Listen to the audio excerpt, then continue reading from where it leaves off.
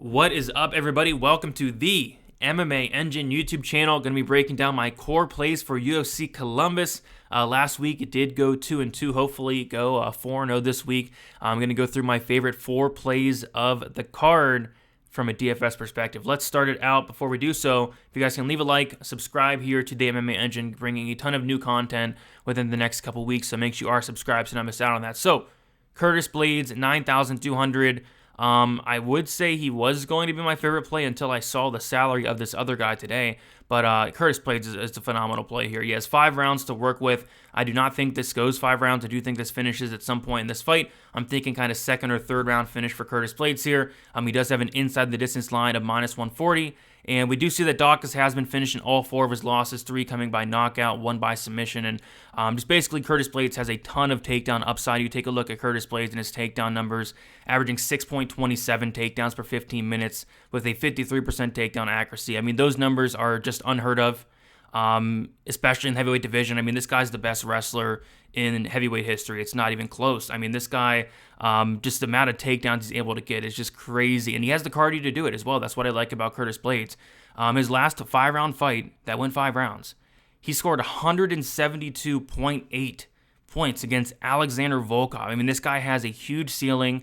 I want to say a good floor, but I mean, Dawkins could potentially knock him out. But if Blaydes comes in here, fight smart, gets down Chris Dawkins, I think he can rack up a ton of takedowns, a ton of control time, and eventually get a second or third round finish. I love me some Curtis Blaydes this week. Next, going with Matt Brown. Really do like Matt Brown here, 8,200. I feel like as a whole, this is going to be a fight that you're going to want to target, especially at these salaries. It is -190. Fight doesn't go to decision. We know that Brown is a very good finisher. We saw in his last fight, but overall a 91% finish rate, and he has a ton of power. And I do think the durability of Barberena is diminishing a little bit. We did see Barberena knocked out after the Luque fight. Well, he got knocked out in the Luque fight, but after the Luque fight by Randy Brown, and then also getting dropped twice by a wrestler and grappler and Jason Witt was just not a good look. I mean, Matt Brown, he's going to have hometown advantage here in Columbus. I feel like he's very live to potentially knock out a Bryan Barberena here at 8,200, so I do like it. And another thing is I think Brown can implement some takedowns. Bryan Barberena's takedown defense, especially after that Luque fight, it's looked horrendous. I mean, guys are able to easily take him down, not just Jason Witt, but guys like Anthony Ivy, guys like that. And I feel like Matt Brown could go for takedowns here as well. So I feel like Matt Brown, has a couple paths to victory here, whether it's a knockout, whether it's takedowns. And I feel like both of those can score very well at this price tag. But overall, a fight you're going to want to target, you got to think at these price tags. Next, we have Dana Bakkerel. 8,500. I like this guy a lot. He has a ton of power in his hands, an 83% finish rate overall. This guy's back-to-back knockouts, and if he does win this fight, I do expect it to probably be a knockout. I could also see a decision, and what I also like about Dana is he does average over 6 significant strikes per minute, so he is throwing a ton of volume. You gotta love that. So even if he does not knock out Gutierrez, I think he could, win enough minutes in terms of the volume, the harder shots, and win a decision as well. But I think he could knock out Chris Gutierrez. I know Gutierrez has never been knocked out before, but there is a first for everything, and this guy can crack. Dana has scored over 100 points in all his wins. I think he has early finish upside. If he does win, there's a really good chance I think it's going to be in the first round. But like I said, I feel like he could win in the first round, really any round with that power, but also a decision with a ton of volume as well. So I do like some Dana, 8,500. Sign me up.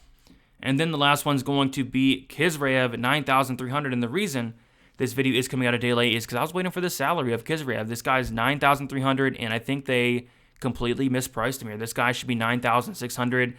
He's -1,000 on the money line. He's -300 inside the distance. He's going to have a big advantage over his opponent, Denise. And, Denise has been finished in 3 of his 5 losses, 2 by sub, 1 by knockout. And I feel like Kizraev can either go in here, win by ground and pound. I feel like he can take him down, win by sub. I feel like he can grind him out, win a decision. I just feel like he has so many paths to victory. And I feel like all 3 of those paths score very, very well. So I do like Kizraev. He's underpriced. And because he's underpriced, he's going to be my highest owned fighter, just ever so slightly. I like him a lot. I like Blaydes. And this is a week where I think you can easily fit them both into your lineup. So love me some Kizraev as well as a core play. Quick to recap, I Curtis Blaydes, 9,200. Elite wrestling upside. I think if he does win, he has one of the highest, if not the highest ceiling on the slate. Matt Brown, hometown advantage. I think he has some knockout upside there. Dana Bakkerel, speaking of knockout upside, this guy can crack, and he hits like a truck. I think he can knock out Gutierrez here, 8,500. I like it. And then Kizraev just underpriced. Just big mistake there by DraftKings. 9,600 is probably what he should have been, but we are getting him at a little bit of a discount at 9,300. So that's about it, guys. Good luck. UFC Columbus. Leave a like, subscribe. We'll talk to you very soon.